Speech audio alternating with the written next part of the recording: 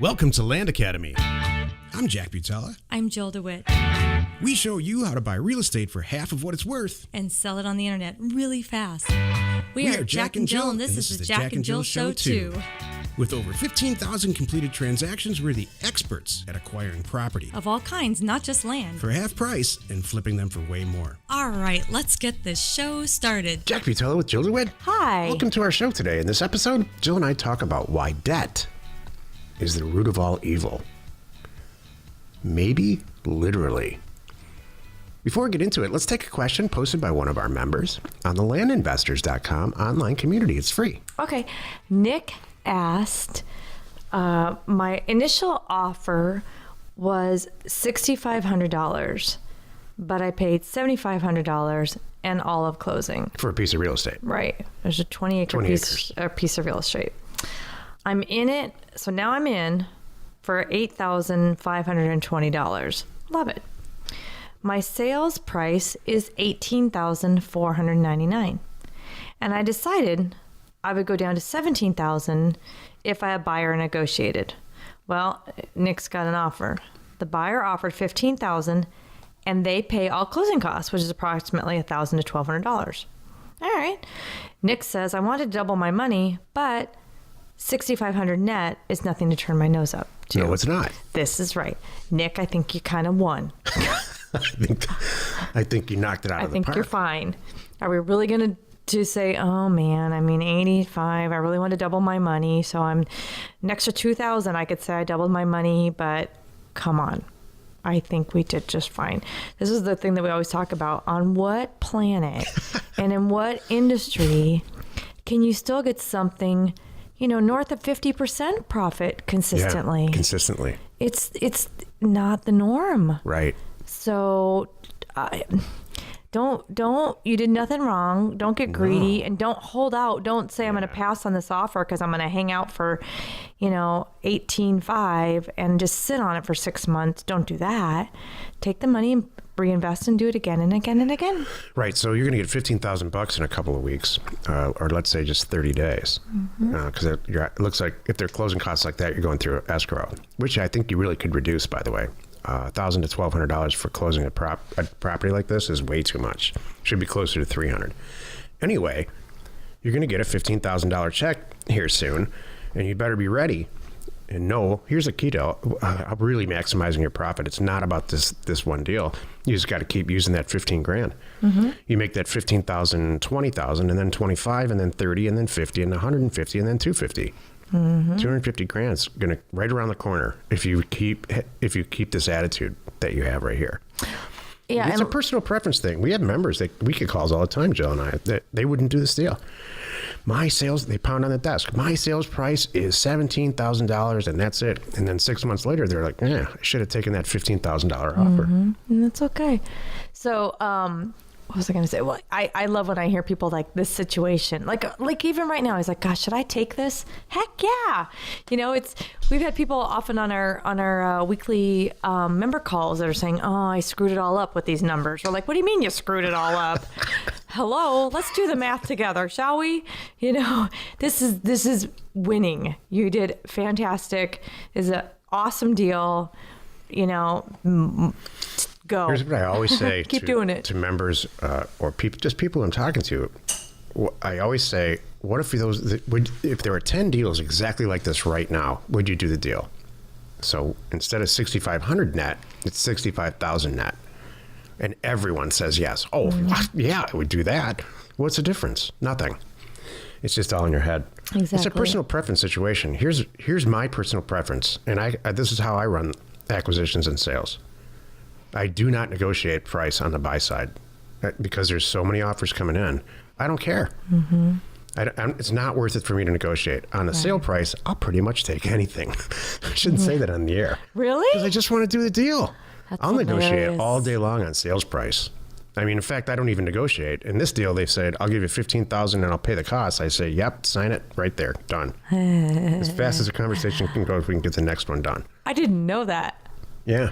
What else do you not negotiate?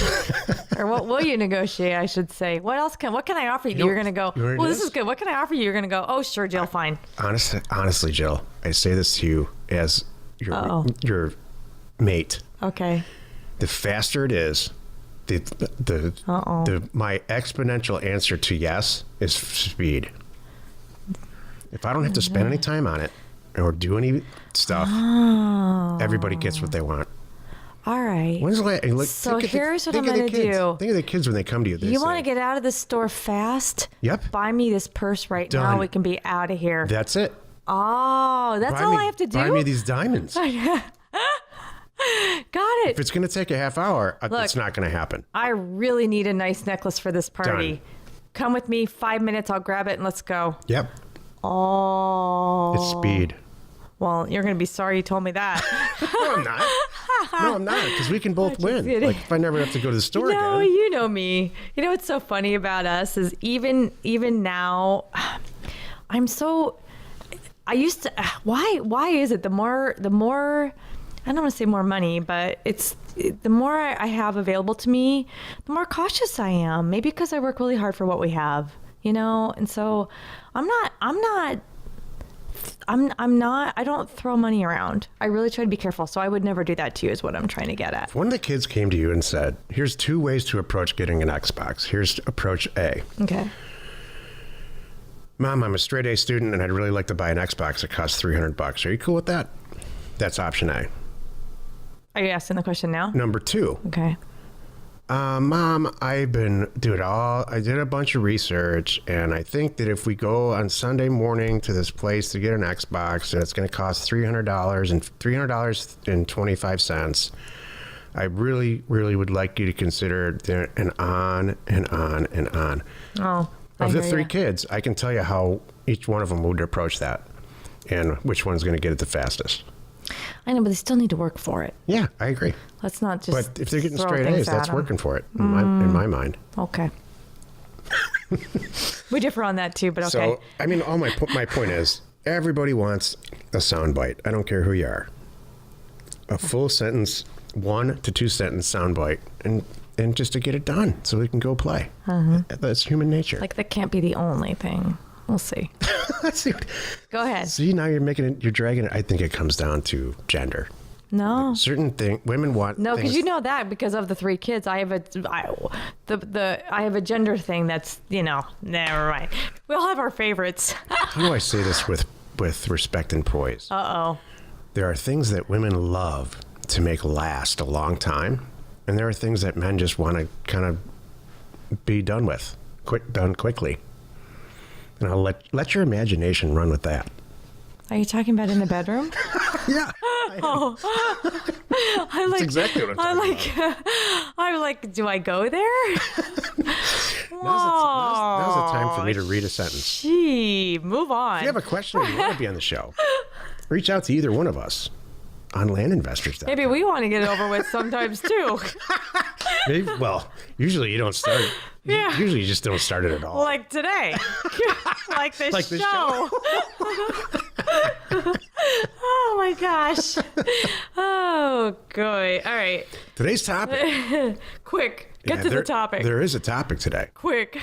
Why debt is the root of all evil. It's not in the bedroom. That's not the root of all You evil. shouldn't be thinking about debt. Oh, boy. Debt in the bedroom at all. That's right. You should be thinking about other stuff. Anyway, this is the meat of the show. So I did a little research, and I looked it up. I probably did it incorrectly and too fast. That was 2 shows ago. Just kidding. Turns out the debt itself, the history of it's rooted in nations lending each other money. Here's an example, and here's the one that I pulled up. It may not be the end-all beginning of debt, but a long time ago, a private corporation, a very large private corporation, lent money to a South American country to mine and log its own natural resources. And it lended the money in a predatory manner. There's no possible way. I mean, the lender looked at everything and said, there's no way they can repay this. So in the end, they structured the deal so that they lent them money. They knew that they were going to foreclose on it. They knew that they never could pay it back. They didn't have the knowledge of the resources to complete what they wanted to do. and they took over the property. They took over the mining operation, the logging operation, and the land itself. Because in the end, that's what they wanted. And they wanted it for half price. That is in the back. That is the root of all lending. Yeah, if it all goes south, they end up with the asset. Right. That just saying that out loud burns me up. I know. It makes me really angry, actually. Because it's not right. I'm thinking about this, and I know where we're going to go with this in a minute, but I'm just thinking about who was the goofball who came up with the whole credit score thing. Seriously, we're the only country in the world that does this. It's the most ridiculous thing on the planet. I know people who have been in this situation where they could plop down the cash, but their credit score, like they have the cash to show it, but the credit score is keeping it from happening. I'm like, what the heck? I know. It makes that's a little bit off topic. I know. We should do it. Everybody hates credit scores. I know. I am curious. I was going to look it up, but I don't want to take the time right now. What cracks me up about credit scores is that you have to pay them to get it. Oh my God. That even cracks. I got to take out credit and start running up a tab to build up a credit score. But even to get your credit score, you have to pay. That's true too. A monthly fee just to manage it. It's like insurance. It's the greatest scam of all time. It is a big scam. It's manufactured. It's like they made it up in thin air. It is. They're all in cahoots. Exactly. I agree. Anyway, debt is not all bad, okay? But it's really bad when you put 3% down on a house. We're going to get a million emails in this. Never, ever put 3% down on a house. Yeah. Or 1%. Never. You're putting yourself, unless you're buying a $10,000 house and it's grossly below your means, then that's fine. But all I ever see, and these are like maturely aged people, my friends, making bad decisions about buying houses and stuff, and getting. For some reason, we've all been taught that the lowest down payment's the best. I know. That's just not the case. They get in there. Well, then I see it. Then it gets worse. It's like, if you're doing a mortgage and you're doing a 15-year mortgage with a healthy down payment, and you're going to pay it off in 7 or 8 years. Okay, I get that. That's a good plan. But when you go into, like Jack's talking about, 3% down, it's a 30-year loan, and then you refi after 5 years, and now it's a 45-year loan. I mean, that's the wrong direction. You really owe it to yourself to read how much at the very end of the terms, because it's written down for you. I mean, that's the sad reality too, is every person looks at that document and signs away going, yes, I know, I'm fully aware of that. I am buying a $400,000 house, and when it's all done and paid for, I will have paid 1.2. And where do I sign? Why do you do that? Why do we do that? I know that I don't. It's insane. Yeah. It's so. What were you gonna say? Go ahead. I'm like, I just think it comes down to keeping up appearances. We need to live within our means, everyone, and there's nothing wrong with living within your means, and just be smart and only buy what you can afford. My mom always told me this, and I thought it was the funniest thing. It's not a sale. She used to say this quote, Jill. It's not a sale. Nothing. The words were, Jill, it's not a sale if you don't have any money. It's, that it doesn't make any sense. Yeah. And I'm like, but it was on sale. That's good She's advice. Like, that means nothing. Yeah. I had a college professor, a finance professor, and we walked in the first day of class, and on the board was this sentence: "Cash kills companies," with 2 underlines. Oh. What that really means is anybody, I don't care who you are, and any business owner, whether you own a dry cleaner or a manufacturing facility, has ups and downs in revenue and ups and downs in cash balance. And at some point, I do not care who you are, you're going to get into a severe cash crunch. That's just the way it works. So you do need a simple credit line, and then you pay it off when it gets better. That's a fantastic, great use of debt. If you sign away, you have a piece of real estate. Let's say you are a dry cleaner and you own the building, and you have a mortgage and you pay $10,000 a month for this mortgage. You have 2 or 3 months where it's seasonal, like in Phoenix, nothing happens in August because it's too hot. That'll kill your company. Mm-hmm. You have too much leverage. If you own the building, you don't have to worry about it at all. You're going to be there forever. Mm-hmm. So this is a Captain Obvious moment. Mm-hmm. Cash kills companies. You Right. really have to review it before you start signing your name. I had a guy ask me just the other day about, okay, how much money do I need to get started in this? I have, I think he said I have $10,000. Should I dip into my 401k? Should I borrow this, borrow that? And I'm like, no, don't do that. Use what you have. Save some money. Exactly. Start with your 10,000. Make it 20. Make it 40. And you're on your way. You don't need to touch that stuff. I don't want you to touch that stuff, because once you do, the clock's ticking. People are bugging you. You're gonna start. You could make some bad decisions because of your debt. I have an accounting background in that environment. Innately is maximize everything. Maximize your tax. Maximize your tax exposure. So. And, it's all, I've heard people I did this a couple nights ago, and I left the environment. People are arguing about how to minimize tax. There's not just one way to do it. Here's the right way to do all that stuff, the way that you're most comfortable. Right. That's it. I don't want to make it a contest. Same thing with debt. Right. I would never buy a primary residence. First of all, I'd pay half for what it's worth, and that's how you win. Mm-hmm. Then if you have to leverage it, won't do 50% of that. Mm-hmm. And now you're really, really setting yourself up to succeed. Mm-hmm. I agree. Join us in another episode where Jack and Jill discuss how to use information, that's me, And inspiration, that's to me. get just about anything you want. We use it every day to buy property for half of what it's worth and sell it immediately. You are not alone in your real estate ambition. Was that show boring enough? No, I don't think so. No, it was funny you say that about that house thing in the end. I just talked to a guy the other day. He's like, wait, so my wife and I are looking at buying a house. Will this work? I'm like, heck yeah. I said, but here's what you do.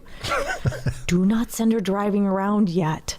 You first ice out the school district and the area and that kind of stuff, the size of home you want. And, you know that this area is in your price range. Send out the offers. When you get 10 back, then you and your wife can go drive around and see what it is and then decide. That's great. Like, Actually, it works. And that would work for just about any spouse. Like, here's your 10 choices. They pass a neighborhood test, and they pass the money test. Mm-hmm. Here, wife. Now now it's got to pass like the female. Can we Emotional. Can we live in it test? Mm-hmm. Because men don't know about that stuff. A lot of men. That's for sure. Say that again. Information and inspiration to buy undervalued property. We are Jack and Jill, and this was the Cash Flow from Land Show. We are the experts at acquiring property Of all kinds, not just land, for half price, just so we can flip it for way more. and really fast. Thanks for listening. You are not alone in your real estate ambition.